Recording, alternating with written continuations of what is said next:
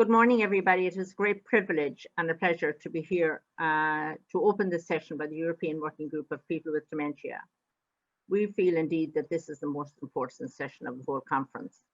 To my colleagues, I want to say I'm so delighted that you have all found a way to join us and share your thoughts despite us not being here in person. I know the technology is not easy for us, all of us, but we have embraced this new challenge. As you know, this is my last year as chair. And when I began this, one of my old colleagues in the group said to me, remember, Helen, there are different personalities and different types of dementia. So it's not easy. So you just roll on and you listen. And you don't bother giving your opinion when people speak, because that way you will never get in trouble. So I've contributed the best I can. And I have also taking a leaf out of the book of Eva, our great chair of the board of Alzheimer Europe, who listens well. The European Working Group of People with Dementia began in 2012. It is comprising entirely of people living with dementia, nominated by their member association. As chair of the group, I've sat on the board of Alzheimer Europe. This is critical because it ensures the lived experience of dementia is heard at the highest level of the organization. We are all different. We come from all different walks of life. We support and empower each other through our work. The theme of today's session is the experiences of members during the pandemic and adapting after COVID-19. We are honored to have the following members speak via pre-recorded video. We have Angela from Austria, supported by Joanna, Gert from Belgium, Nina from the Czech Republic, Bernd from Germany, Tomaž from Slovenia, supported by Patricia, Stefan from Sweden, supported by his daughter Jenny, Idalina from Portugal, supported by her daughter Alida, and Carl from Scotland, and Chris from Wales, both in the United Kingdom. There are many people who attend this symposium every year from different corners of the world. I'm sorry we are not together in person, but I'm so glad you're here. Now more than ever, it is critical we hear the voice of the person living with dementia. Please sit back and enjoy the presentations of these amazing people. Vor dem Lockdown Mitte März war ich tagsüber nur selten daheim. Von einem Tag auf den anderen war es plötzlich vorbei mit meiner Freiheit. Es ist keine Kritik an den Maßnahmen, doch von nun an war ich allein zu Hause und fühlte mich isoliert. Trotzdem machte ich schöne neue Erfahrungen. Meine Nachbarn halfen mir beim Einkaufen und wir begannen Gespräche von Balkon zu Balkon zu führen. Durch Telefon, SMS und Videotelefonie waren solche sozialen Kontakte noch möglich. Before the lockdown in mid-March, I was rarely at home during the day. From one day to the next, my freedom was suddenly over. This is no criticism on the measures, but from now on I was alone and felt isolated. Nevertheless, I made new beautiful experiences. My neighbors helped me with the shopping and we began conversations from balcony to balcony. By telephone, SMS and video calls, social contacts were still possible for me. Zuerst war ich dankbar, mit welcher Ruhe und Gelassenheit meine Tage verliefen. Nach circa 3 Wochen stellte ich aber fest, dass diese Zeit der wenigen Möglichkeiten und ohne Anregungen gar nicht gut waren. Kein Gedächtnistraining, keine persönlichen Kontakte, keine Treffen mit Kindern und Enkelkindern, keine Besuche, keine außergewöhnlichen Situationen, nur gleichmäßig verlaufende Tage. At the beginning of the lockdown, I was grateful for the peace and serenity with which my days passed. But after about 3 weeks, I realized that this time of few possibilities and without suggestions was not good at all. No memory training, no personal contacts, no appointments with my children and grandchildren, no visits, no unusual situations, just evenly distributed days. Seit ich an Demenz erkrankt bin, lege ich großen Wert darauf, meinen Alltag übersichtlich, aber auch abwechslungsreich zu gestalten. Ich versuche, Dinge des Alltags nicht immer nach demselben Schema zu erledigen, indem ich zum Beispiel neue Wege erkunde und neue Fahrstrecken mit den öffentlichen Verkehrsmitteln plane. Raus aus der Routine ist für mich wichtig, denn so kann ich in meinem Denken beweglich bleiben. Aber was konnte ich jetzt verändern? Denn ohnehin war alles verboten und eingeschränkt. Since I have been living with dementia, I attached great importance on, to organize my everyday life in clear but also varied way. I try not to always do things in everyday life according to the same scheme. For instance, exploring new paths or planning new routes when I use public transport. Getting out of the routine is important for my brain because this way I can stay flexible in my thinking. But what could I change now when everything was forbidden and restricted anyway? Ich hatte nun viel Zeit zu lesen, wollte aber nicht nur unterhaltsame Bücher lesen, sondern suchte Literatur über uns Betroffene. Dabei stieß ich öfter auf das Thema Würde und stellte mir einige Fragen. Wie weit hängt Würde von meinen Fähigkeiten ab? Wie weit ist Würde und Wertschätzung gesellschaftlich von meiner Leistungsfähigkeit abhängig? Wie begegnet mir mein Umfeld, wenn meine Fähigkeiten nachlassen? Dabei habe ich bemerkt, dass auch Familie ihre Tücken hat. Meine Töchter zum Beispiel, aber auch andere Menschen, die mich von früher kennen, vergleichen mich oft mit meinem früheren Zustand, als ich noch gesund war.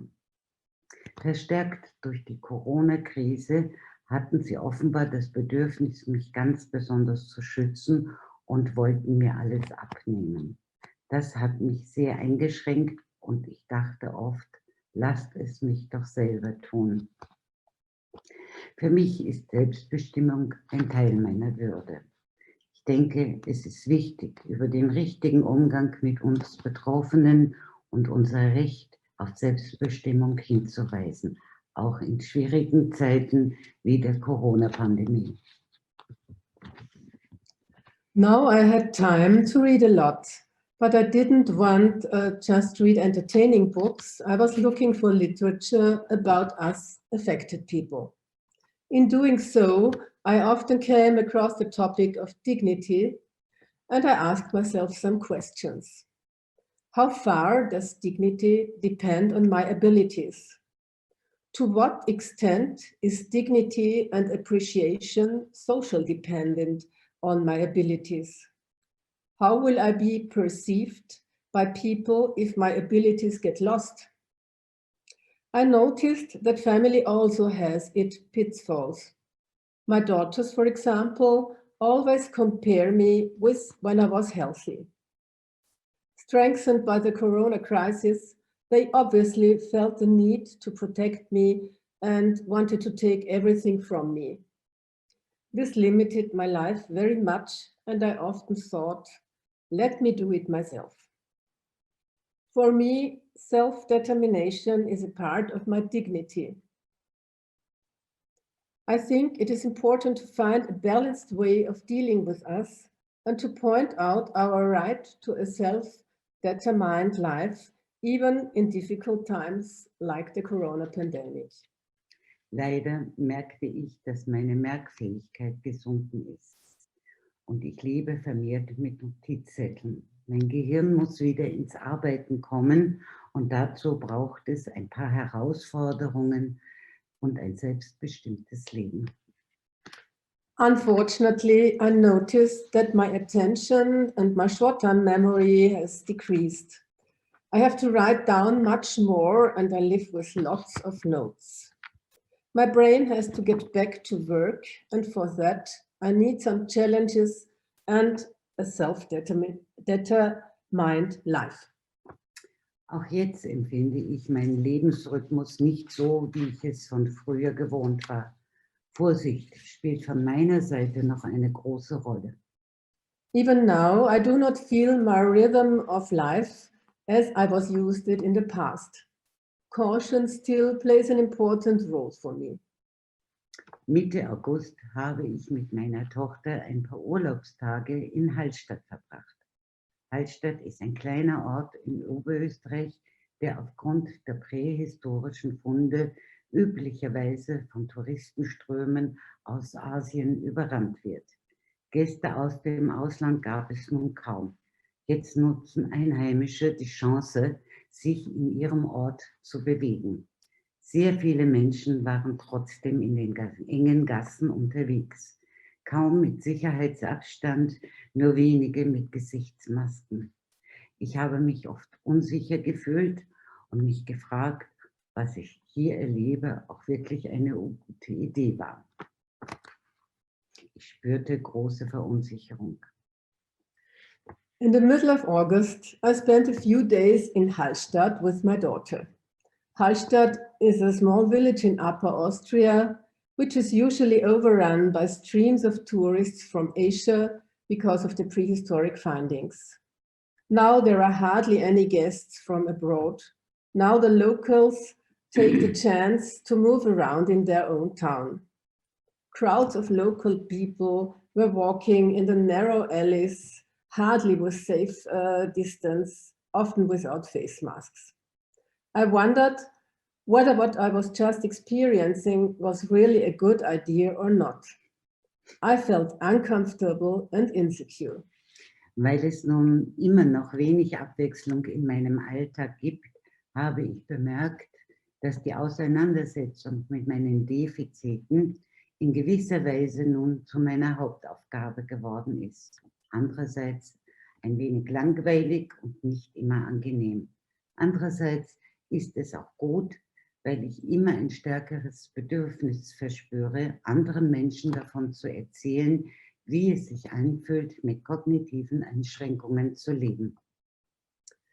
Because there is still little variety in my everyday life, I have noticed that dealing with my deficits has in some way become my main task. On one hand, this is boring and not always pleasant. On the other hand, the advantage is to tell other people about my life with cognitive disorders. I sincerely hope that a second lockdown can prevent it. And I look forward to meeting you and again you in person.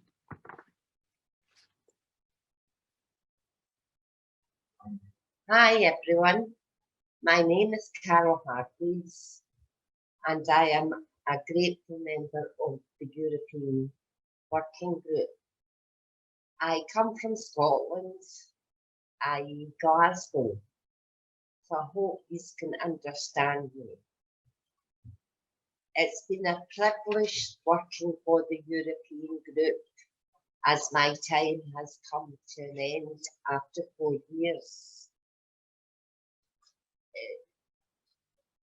I've been asked to talk about what it's been like for me personally with the COVID virus and being basically kept in the house. I live alone and I've been finding it quite stressful. I actually had a virus and was taken into hospital about 2 months ago.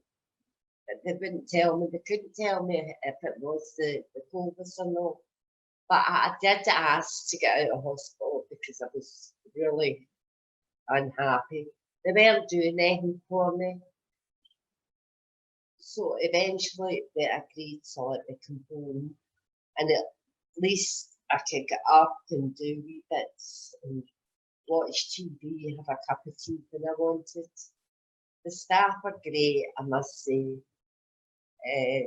All my group were phoning me.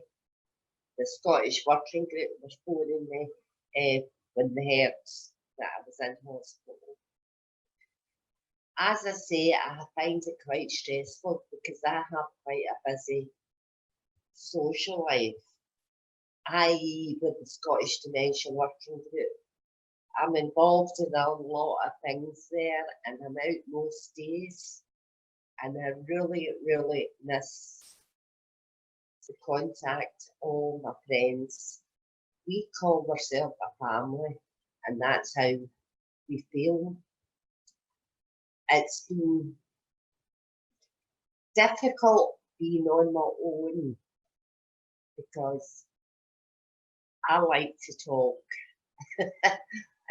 And anybody that's listening to this that knows me knows I like to talk, and I've basically been in here myself, and I didn't realise until this last week when my Wi-Fi went down. It was a technical problem, and I never had anything for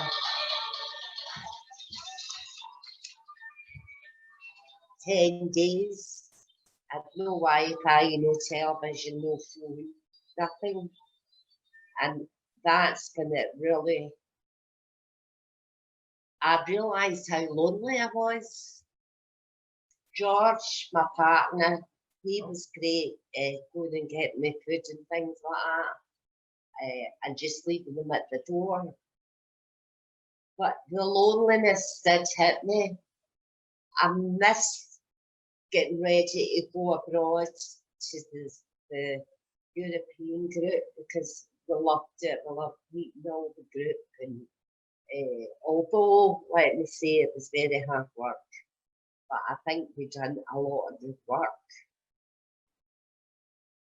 Basically, we're back again down in lockdown, and I hope George doesn't get catch egging because he's not really supposed to be here.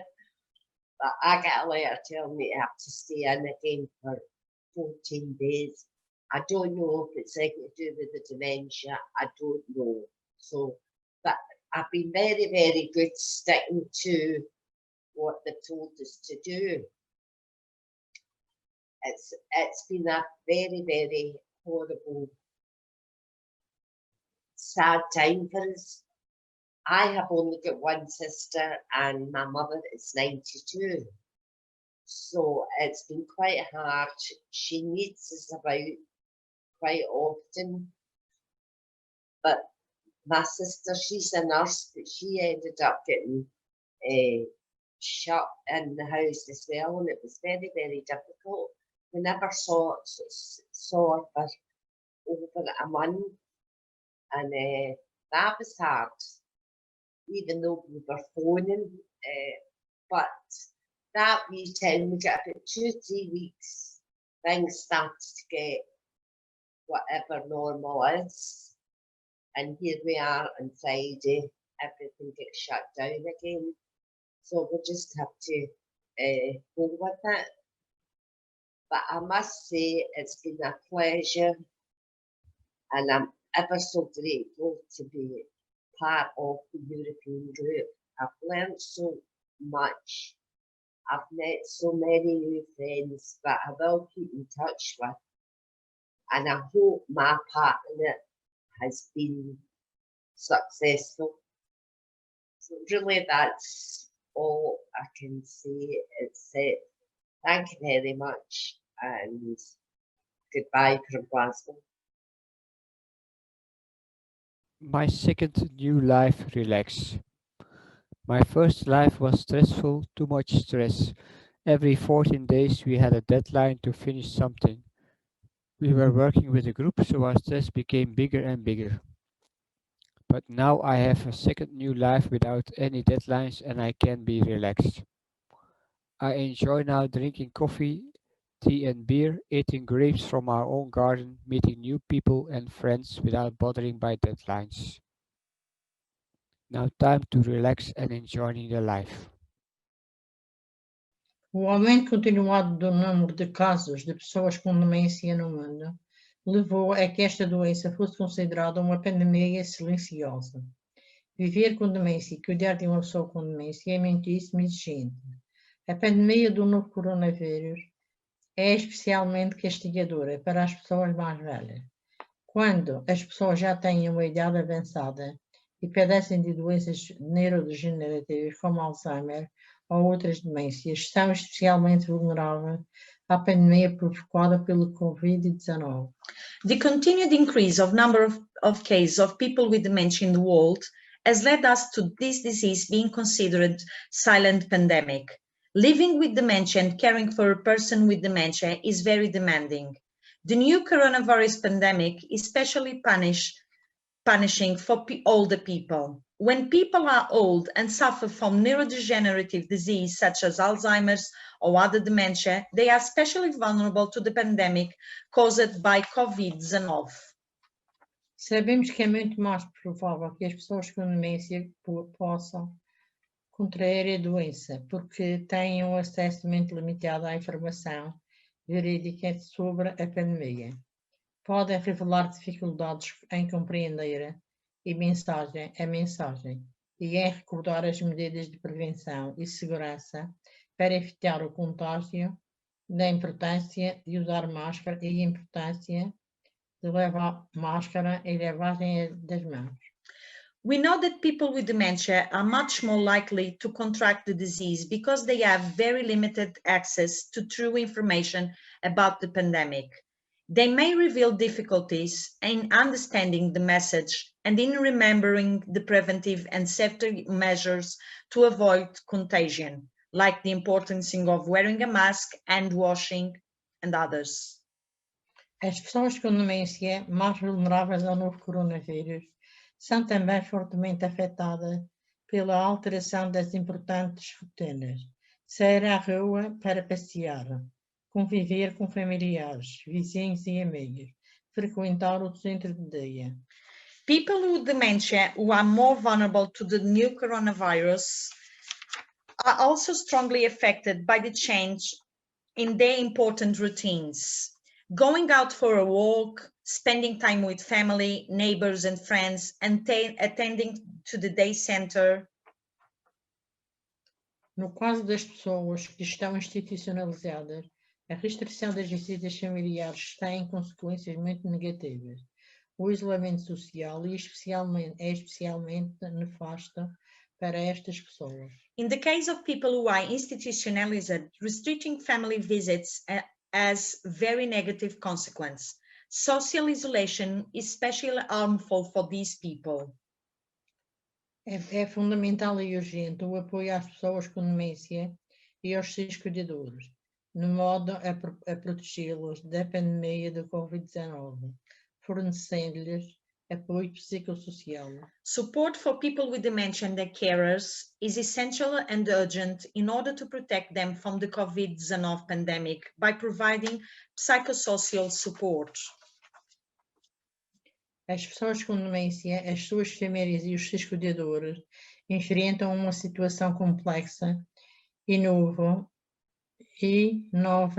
para a qual é necessário encontrar apoios de modo a mitigar as dificuldades. Como tal, encontrei várias formas de conviver com a minha demência, nesta nova forma de viver.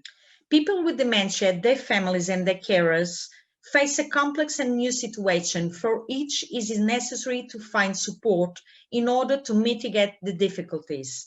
As such, I found several ways to live with my dementia in this new way of living. Durante o confinamento, criei, junto com a minha filha, grupo online, em que partilhávamos experiências e terapias complementares. Tentei ao máximo fazer tudo que estava habituada a fazer no centro de dia que frequento. Assim, de uma outra forma, continuo bastante ativa, com a ajuda imprescindível da minha família. During the confinement, I created, together with my daughter, an online group in which we shared experience and complementary therapies. I tried my best to do everything as I was used to doing in the day center I attend. So, in another way, I remain very active with the essential help of my family. Ok. Sim. De regresso às minhas atividades diárias no centro de dia que frequento, Agora somos nós que damos o exemplo usando máscaras e tendo uma higiene constante das mãos e, sobretudo, cumprimentando os demais com cotoveladas. Back in my daily life's activities in the day center I attend, now we are the ones who set the example, wearing masks and having constant hand hygiene, and above all, shaking our elbow with others. Tentamos dar o exemplo de que os nossos problemas de memória não nos impossibilitam de ter novas rotinas tão importantes para a nossa sobrevivência, desde que nos habituemos a novas rotinas durante pelo menos um mês. É possível viver e conviver com demência nesta forma de viver. We try to set an example that our memory problems do not prevent us from having our routines so important for our survival, as long as we get used to the new routines for at least 1 month. Is it possible to live and live with dementia in this new way of life? Thank you very much. Thank you. Obrigada. Thank you very much. My name is Bernd Heise. I was diagnosed with Alzheimer's disease in 2016 at the age of 61. For a long time, we spent a calm life in the south of Germany, in Munich, until a disease called coronavirus came, and it looked like it will not leave us for some time.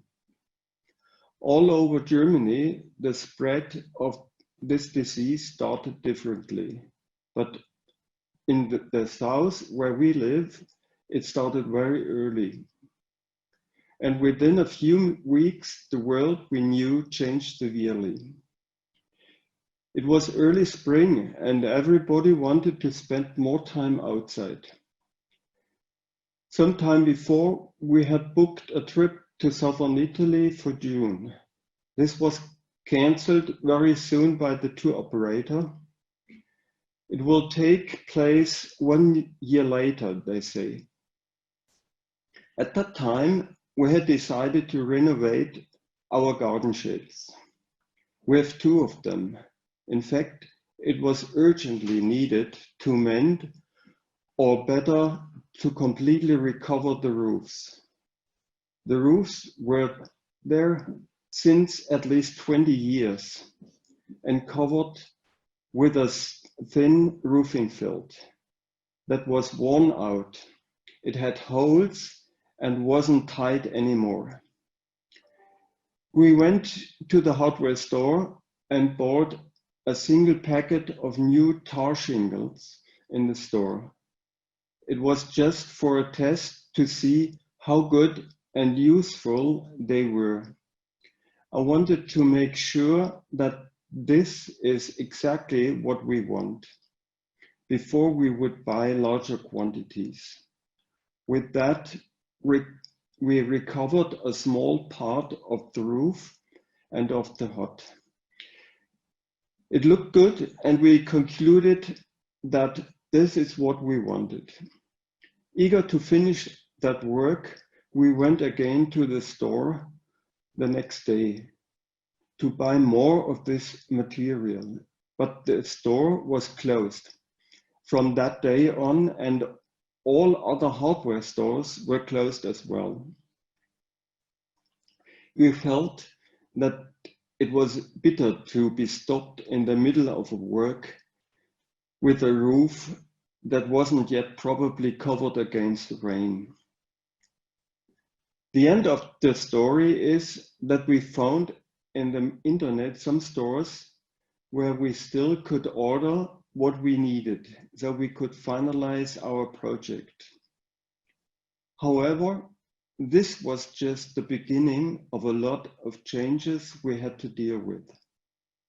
Personally, I had a hard time to learn all these new things.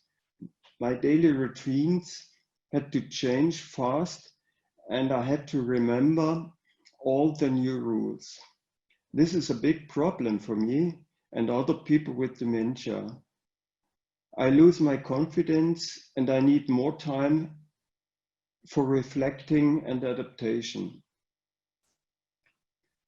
Here is my checklist, what to consider when I leave the apartment. Firstly, never forget the mask when leaving the house. Whenever we enter a shop, we must put on the mask. When we enter a restaurant, we have to wear a mask, but when we sit at the table, we can put it off. And don't forget to put on the mask when you are on the way to the toilet. In the subway and in the entire station, we got to put on the mask. Outside, we don't. People with a beard have to take special care that the mask fits tight. And the rules may be changed from time to time. Welcome to our new world. Hej, det är Stefan från Sverige. Och jag är väldigt glad för att komma ut och träna både på gymmet men fast nu kan jag inte göra det när corona har trätt in. Under sommaren har jag kommit på en bättre och enklare träningsuppsättning. As my friend and colleague Chris from our working group told me, Alzheimer's worst enemy is to do nothing. That motivates me and I want to do something and stay active, but in these times in new ways. Before the coronavirus, I loved to go to the gym and work out, but as we all know, the virus has changed a whole lot in our lives. For me, that is okay. I have learned to be used to change. Since my diagnosis with Alzheimer's, a lot of things has changed in my life. The thing that has not changed is me wanting to stay active. Although I can't go to the gym anymore, I have found new ways to stay active. Och cykla är roligt, för det är också om man cyklar och man kan se vad som händer. Och man hinner med också vad som händer och jag tycker det är alltså som en helhet när man är ute och cyklar, för man är så enkel och man behöver inte hålla på och kämpa för att få ihop det, utan cykeln tar man fram och stoppar in i förrådet och sen ut med det. Och jag gillar att åka motorcykel, sätter sig med det bak och så åker Karin runt och så jag sitter bak. Ja, det är roligt att åka fort och känna lite känsla och se vyer och se sjöar och hav. Och... My wife and I started to go on bike rides together out in nature. I love the fresh air and the cardio it gives me. I have also found a new interest in joining my wife on her motorcycle. With this, I can see new places in the area and it gives me the feeling of freedom. Ja, jag ska säga att jag kan känna att ibland känner jag att man sjunker ner. Och då måste man ju hålla kvar i detta. Man kan inte bara sopa det under bordet, utan man måste kämpa. Annars kommer vi inte hänga med. Och om man inte håller igång och tränar och ligger på hela tiden så går det fort ut. Så det är otroligt viktigt att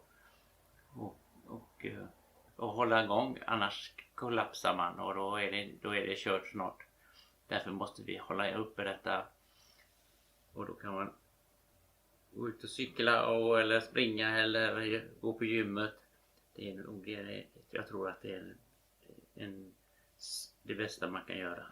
Mitt tips är det bästa, att vara positiv och hålla sig glad och försöka träna och lyfta upp kroppen och känna att man följer med en upp fortfarande. Och det positiva, det sprider sig till så många mer människor. Så håller man det positiva så kommer man att klara sig mycket längre fram. Even if I miss the gym, I have found new hobbies. Things change, but when one door closes, another one opens. So be positive and creative with your life and stay happy and do something. Moje ime je Tomaž, prihajam iz Slovenije, imam demenco. V življenju mi veliko pomeni dnevna rutina in jaz sem si svoje organiziral sam, saj sem pri zdravnikih dobil samo diagnozo in zdravila. Nihče pa mi ni povedal, kaj in kako naj počnem, da bom čim bolj ohranil svoje možgane. My name is Tomaž, I come from Slovenia and I have dementia. The daily routine means a lot to me. I organize my own life because I only received a diagnosis and medication from the doctor, but no one told me what I can do to slow down the cognitive decline. Zato sem se angažiral sam. Vsak dan imam neke aktivnosti. Ali se dobim s prijatelji, rad igram tenis, ping-pong. Vsak dan je rezerviran za nekaj drugega. Pomembno je, da se ne izločim iz družbe. So I engaged myself. I have an activity every day. I meet my friends, play tennis, ping-pong and other sports. So every day is reserved for something different. It is important that we do not exclude ourselves from society. V času ukrepov COVID-19 imam podobne težave kot vsi ostali. Velikokrat pozabim masko in se moram vračati ponjo. V času karantene mi je bilo najtežje, a nismo smeli nikamor, saj sem zelo rad v družbi. During the COVID-19 measures, I had similar problems as everyone else. Many times I forget the mask and I have to go back for it. During the quarantine in spring, the hardest thing for me was not being allowed to go anywhere or socialize because I really like company. Moje sporočilo je, da je pomembno, da ostanem aktivni ne glede na situacijo. My message is that it is important to stay active no matter the situation. Thank you, everybody. Thank you.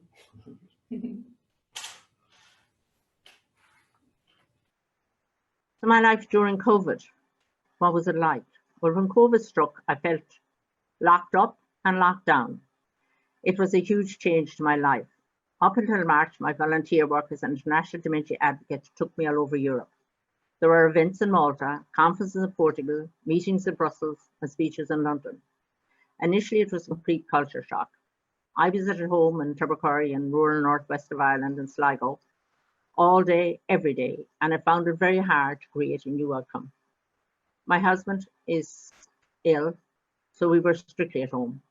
Cocooning, as it is called in Ireland. I found it so hard to adjust. I used to be so busy preparing speeches, reviewing meeting documents, planning trips, working out travel arrangements, and considering what to wear. And my house was always busy. I love people. I love having guests because it brings me great joy. But the lockdown came silence. And the guests were no longer coming.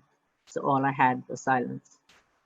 I found the days were long. Some days I got in my car when I should not have, may I add, and drove for a change of scenery because I couldn't cope with the silence. Initially, I thought this break will be good. But as time went on, it seemed never ending. I wondered would I ever attend another meeting. After the initial few weeks, advocacy work began again. I became what is called a Zoomie, having online meetings. But working only online was a real challenge. The technology was tough, but I also missed the human interaction. I'm a peaceful person, so looking at a screen is not the same as speaking to a person. I was glad that I could have a sense of purpose again. There was also an adjustment on how the work happened. There would be a burst of engagement from lots of phone calls and then back again. It's harder to plan my advocacy work because we're not really sure. I could have no visitors and had someone to do my shopping.